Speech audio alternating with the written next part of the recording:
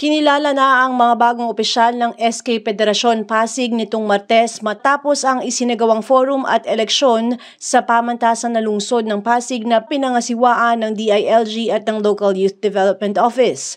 Ipinarating ng mga local government officials sa pangunguna ni Mayor Vico Soto ang kanilang mainit na pagtanggap at pagbati sa mga bagong halal na SK Federation officers. Sa mga bago nating SK Fed officers, muli po, congratulations sa inyo. We are very excited to work with you. Hindi lang mga nanalong opisyalis ng Fed, kundi we are excited and looking forward to working with each and every one of you, with each and every SK from the 30 barangays. Mahirap mamuno ng tapat, ng mahusay, pero sa kalidad ng mga SK officials natin ngayong incoming term, ay ako'y walang duda na kayang-kaya po ninyo at magiging model SKs ang mga SK natin sa Pasig para sa buong Pilipinas. And again, we're very confident, we're very optimistic. Dito lang kami, hindi para huwag na natin pag-usapan yung mga nakaraang 2018, ano nangyari nun. Ako, nung naupo ng 2019, meron din ako mga na-experience with our SK Fed.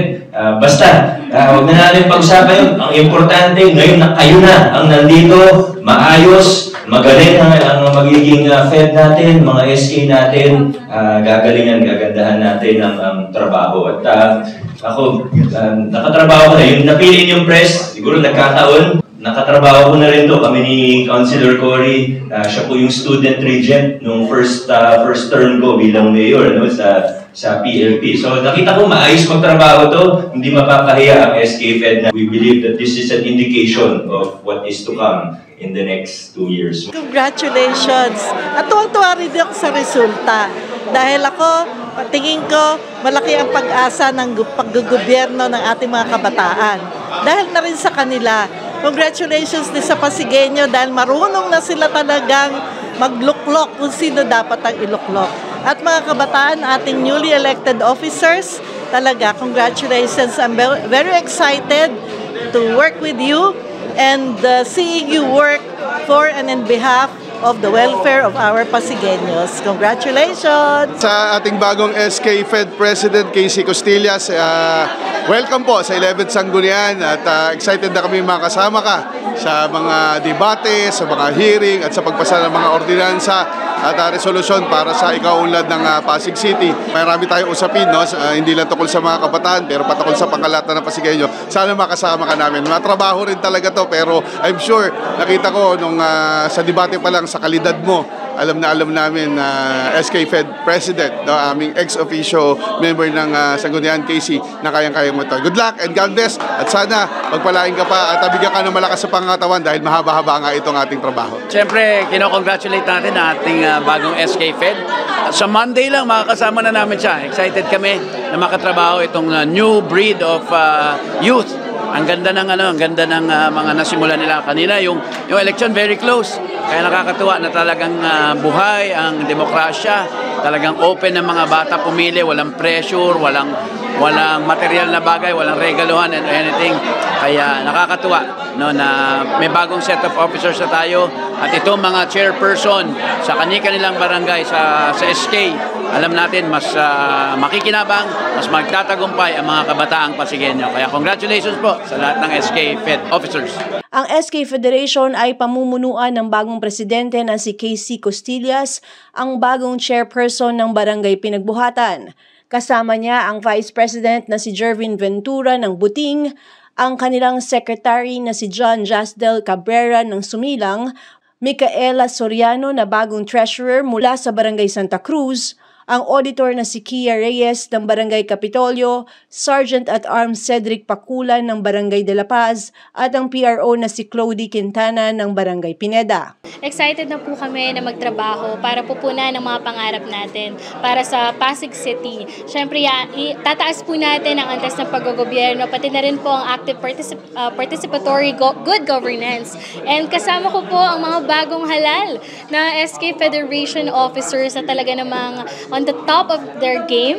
And kanina po nagkaroon po kami ng forum, no, aking mga kapwa SK Chairperson nominees. Kasama si Hannah Pabalan, si Irish Tagle, si Tyrone Monakil, at pati na rin si Alex Santos. Nakakatuwa dahil sabi nga ni Mayor, hindi tayo talo sa naging laban natin para sa federasyon. Kahit sino man po ang piliin ng Pasigueño or ng mga SK Chairperson po ng iba't ibang barangay ng Pasig ay talaga namang panalo ang kabataang Pasigueño.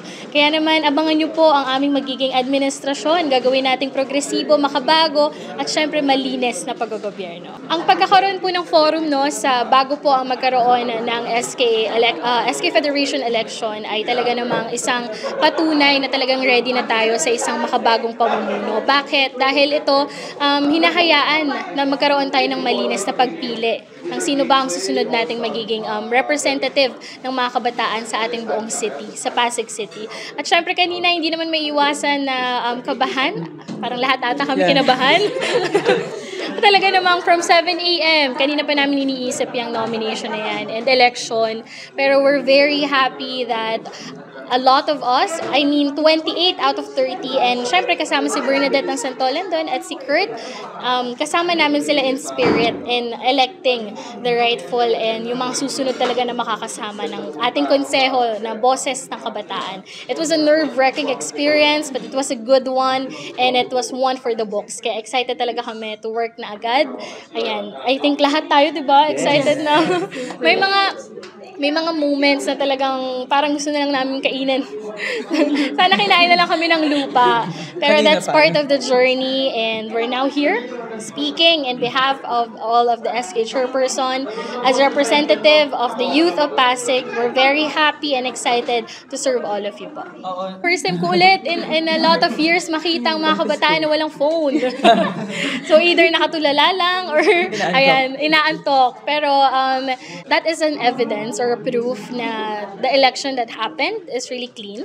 And talaga namang we're really looking forward for a transparent administration. Ngayon lang namin hawakan yung mga phone namin. A lot of congratulatory messages came in. But at the end of the day, no, it was a nerve-wracking experience din talaga. Parang tinorture nga kami dito sa loob ng forum na to. But it was worth the wait po. Well prepared naman po tayo and ready to take over the office anytime soon. Excited! Sobrang excited kasi the council that we have right now in the city, talaga namang pinangungunahan ni Mayor Vico, diba? Transparency and good governance.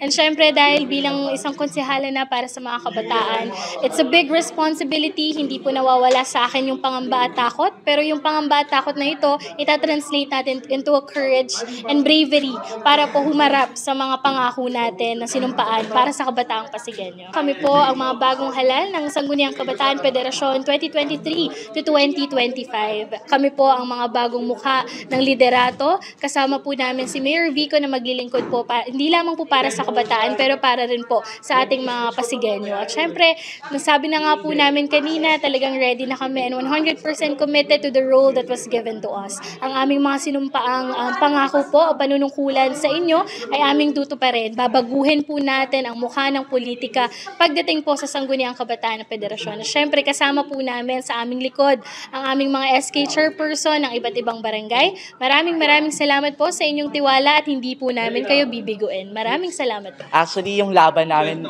sa Vice Presidente is it's a tie. So, para lang may manalo, ginawa namin is nag-toss coin. Actually, para kaming nasa Miss Universe. Na hindi namin alam kung sino talaga yung papalaran. Well, in fact, sabi nga ni Casey at sabi rin ni Mayor na walang talo dito sa bagong mga SK officials or mga SK Chairperson, no? Na kami, tulad nung vision ng SK Federasyon, tutuparin namin or susundan namin yung vision in line with the vision also ng Pasig City. Sisiguraduhin namin na yung bonding ng mga members at mga officers ng SK Fed ay sisiguraduhin nararamdaman at ang mga SK officials ay mararamdaman din ng mga kabataan. Overwhelming feeling pa rin hanggang ngayon yung pagkapanalo namin. Di pa nagsisink in pero hiningi po namin ang inyong suporta at dasal syempre po para sa aming lahat. So makakaasa po ang bawat kabataang Pasigueño na mas magkakaroon po tayo ng tapat at malinis na paggogobyerno. It was sakto lang kasi wala akong kalaban. So, sure winner. So ayun, masaya yung experience. Kahit pa paano kinabahan pa rin ako for them and for us also. Kasi kung sino yung ma-elect is kami yung bubuo ng SK Federation Council na talagang magiging progresibo at maaasahan niyo po kami, kami po mga kabataan, kami po ang tagapagtaguyod at itataas po namin ang antas ng pamumuno po. Kanina, tulad din ng kila Jervin, triple tie po kami and yon. So, pinapili din kami ng kung sino yung pinakamahabang tissue, siya yung mananalo. So, yun, syempre nakakaba na baka hindi mo naman expect na kung mahaba ba yung mahuhugot mong tissue sa kamay nila. So, yun, pero at the end na rin, syempre, sobrang saya kasi ito, nandito ako kasama sila and alam ko na may makakatulong ako sa pagsiservisyo sa mga kapwa ko kabataan. So yun, gagawin namin ang aming makakaya para bigay sa inyo ng husay at syempre may puso at katapatan sa serbisyo. Nerve-wracking talaga.